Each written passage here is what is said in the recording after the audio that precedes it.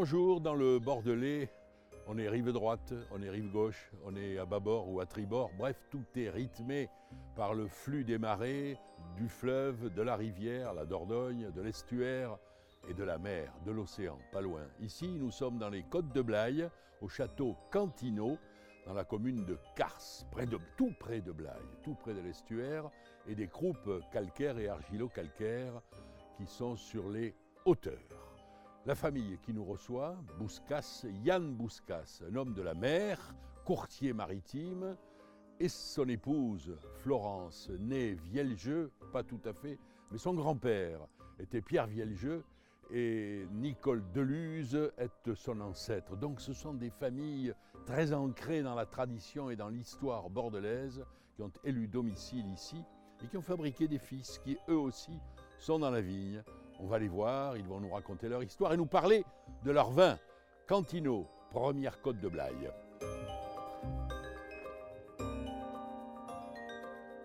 Alors là, nous sommes dans le salon du château Cantino, Cantinotte, petit coin. Comment, monsieur et madame Bouscas, vous êtes tombés dans ce petit coin? Alors c'est tout à fait par hasard. C'est un ami médocain qui avait entendu parler de cette propriété et qui a dit on va aller la visiter, parce qu'au départ, on voulait plutôt quelque chose sur le Haut-Médoc. Et on n'avait pas vu, si des choses très chères, on a vu, mais pas de choses où on pouvait, avec Olivier Degas, notre winemaker, avancer ou améliorer la qualité. Et donc on a visité ce château et on en est tombé amoureux. Et on s'est installé à cette époque avec les 7 chiens. Quel type de vin vous voulez offrir aux consommateurs? Vous qui avez toujours eu sur vos tables familiales de belles bouteilles, rive droite, absolument. rive gauche, mais Oui. vous avez toujours eu de belles bouteilles. Alors ici, en Côte de Blaye, quel type de vin vous voulez proposer? Nous, on essaie d'avoir des vins qui nous représentent, si je puis dire, dans le sens qu'on veut avoir des vins où on puisse non pas boire qu'un seul verre, mais en boire un deuxième. Ce sont des vins sur la convivialité, c'est quand même le propre du vin. Nous, en agriculture raisonnée, et on essaye donc de proposer des vins sur le fruit, des vins de garde aussi, puisqu'on a des élevages quand même sur certains vins qui durent jusqu'à 30 mois. Voilà, nous on recherche le vin plaisir essentiellement, et j'espère qu'on y arrive. Bon, on va aller voir les vignes et on va retrouver votre fils, Tristan, qui va nous parler des sols. Quand vous avez choisi cette propriété, vous avez demandé... Oui. Voilà. C'est la première chose que mon ami François Noni Oui. a fait. Et qu'est-ce qui vous a décidé sur les sols? Alors, d'abord, il a regardé la qualité des vignes, parce que les bâtiments, c'était Cendrillon un peu endormi quand même. On a fait beaucoup de travaux. Et après, à l'analyse, ils disent, etc. Il en avait parlé aussi avec Olivier Degas. Et j'ai dit, entre guillemets, il nous a dit, tu peux y aller si ce château t'intéresse. Le potentiel en fait qui était dans les sols, il nous a dit voilà qu'on pouvait vraiment apporter quelque chose, faire quelque chose avec ce qu'on en avait, et que le mot terroir, que j'aime pas trop, mais enfin voilà, existait quand même et qu'il y avait quelque chose à... Et pourquoi vous l'aimez pas, ce mot? Je trouve qu'il est très galvaudé, je suis désolée, et que l'on l'utilise un peu à tous les escients, et que, voilà, effectivement, il y a un terroir, mais il n'y a pas que le terroir, il y a la main de l'homme qui joue aussi, c'est ce que l'on en fait. Et je pense que ça, c'est la combinaison des deux absolument indispensable, mais il n'y a pas que le terroir. Ben, on va aller voir sur les sols, alors. Allez voir le terroir, Avec absolument. plaisir.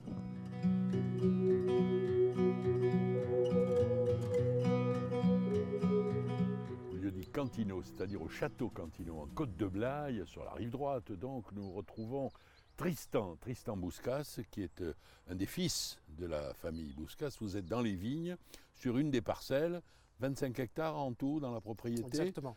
Très diverses. Ici, sur cette parcelle, on est sur quel type de sol? Alors déjà sur cette parcelle-ci, ce sont nos vieux merlots. Et en fait, on va retrouver, je dirais, en fait, 3 types de sols. On avait la notion tout à l'heure du mot terroir. Oui. Et on a la chance en fait d'avoir trois blocs différents. Oui. Et avec 3 typologies de sols différentes. Donc sur celle-ci, on est essentiellement, même en rive droite, sur des sols argilo-calcaires. Et ça donne une particularité surtout pour les merlots, de garder des sols légèrement plus frais, ce qui va apporter en règle générale un peu plus de fruits et de rondeur pour les merlots. Comment se conduit un vignoble aujourd'hui, compte tenu de ce que le consommateur attend, c'est-à-dire beaucoup moins de chimie et un peu plus de naturel? Exact. Je dis ça pour aller vite. Vous avez totalement raison. Alors ici, nous sommes en agriculture raisonnée. C'est vrai que dans des époques un peu plus antérieures, il y avait des mécanismes de traitement très réguliers. Ici, on est plutôt à vouloir suivre le comportement de la vigne. Donc il y a quelque chose de totalement essentiel en vigne, c'est le travail du sol. Puisqu'en fait, dans le sol, il y a une biomasse, il y a des éléments vivants. Il y a plein de petites bestioles. Exactement, qu'on ne voit pas à l'œil nu. C'est de la soupe biologique. Tout à fait. Bon. Et c'est extrêmement important de respecter cette biomasse, parce que, on le disait tout à l'heure, on ne peut pas en fait produire un grand vin sans raisin de grande qualité. Donc pas de désherbant. Non. Tout est mécanique. Exactement. C'est-à-dire avec des outils. Exactement. C'est ce que l'on appelle la décavaillonneuse. Et en fin de compte, ça va venir creuser autour des ceps. Exactement. Voilà. C'est ça. On chausse et on déchausse. C'est important de décompacter. Là, ça va être le travail qui va être fait cet hiver, puisque là, nous avons passé la période des vendanges. Ça va être donc d'aérer ces sols pour réoxygéner et réalimenter en fait cette biomasse.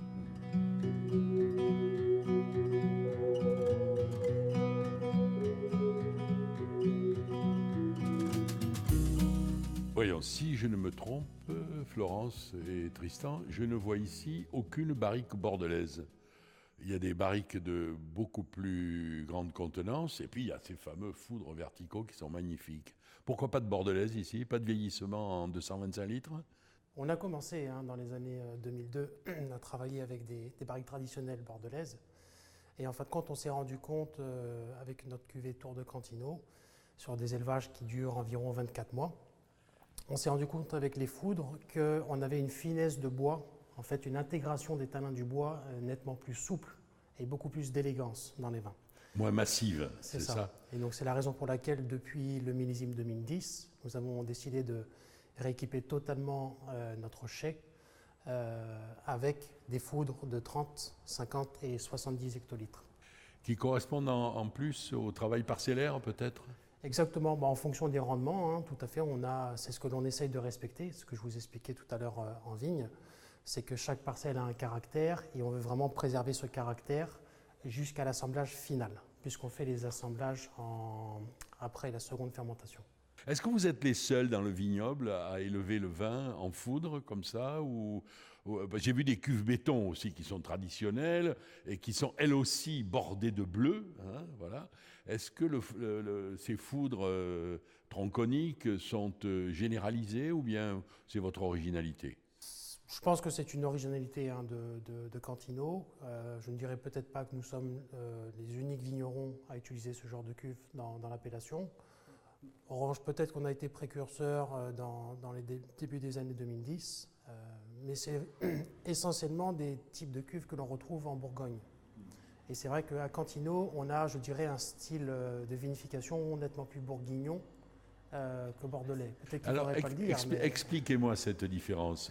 La principale différence, c'est qu'on s'est mis, depuis le millésime 2009, à vinifier en grappe entière. À revenir un petit peu sur des méthodes un peu plus ancestrales, puisqu'on s'est rendu compte qu'en utilisant la rafle, lorsqu'elle était mûre, ça nous apportait une matière tannique et une palette aromatique nettement plus différente. Plus complexe. Voilà, sans que de ne pas érafler. Voilà, c'est une typicité, je dirais, de Cantino. Florence, pourquoi ce bleu qui est récurrent chez vous? Il est sur le portail d'entrée, il colore la roue de Mulhouse, c'est bien comme ça, voilà qu'on dit ça. Et puis le cerclage des foudres est en bleu. Pourquoi ce bleu? C'est pour faire un rappel de nos origines avec le bleu de la compagnie Delmas-Vieljeux, où les cheminées sont en bleu et la roue est blanche. Voilà, donc nous avons voulu reproduire ça chez nous, puisque la roue est sur les étiquettes aussi, bien évidemment, avec une inversion des couleurs, certes, puisque les cheminées sont bleues et la roue est blanche, et que nous avons inversé. Mais voilà, c'est ce qu'on appelle dans le maritime le bleu Delmas, et donc fille armateur, j'ai gardé bien évidemment ce bleu.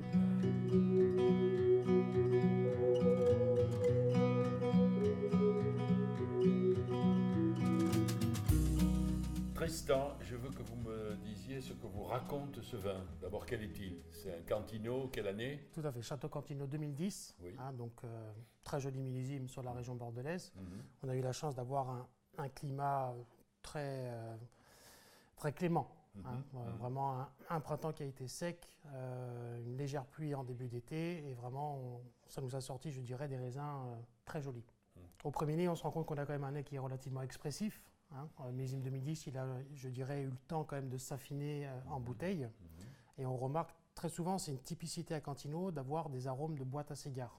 Boîte à cigares. Tout à fait.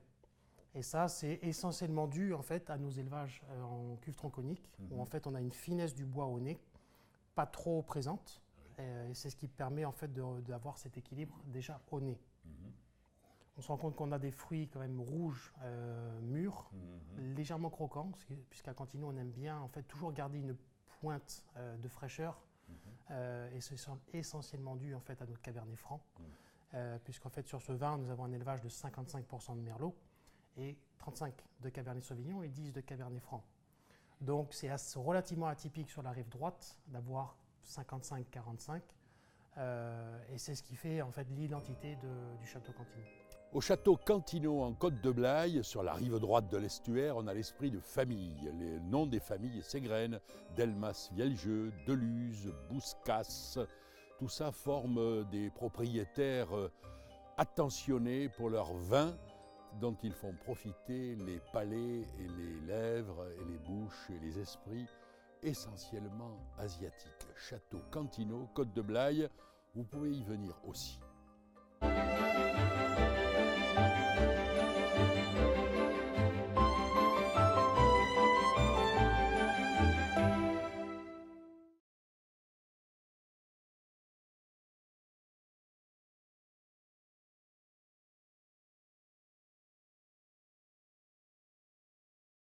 Tout de suite, le château Cantino, c'est une vie de château dans le brouillard, c'est normal, c'est l'hiver, mais vous verrez que ça se lève.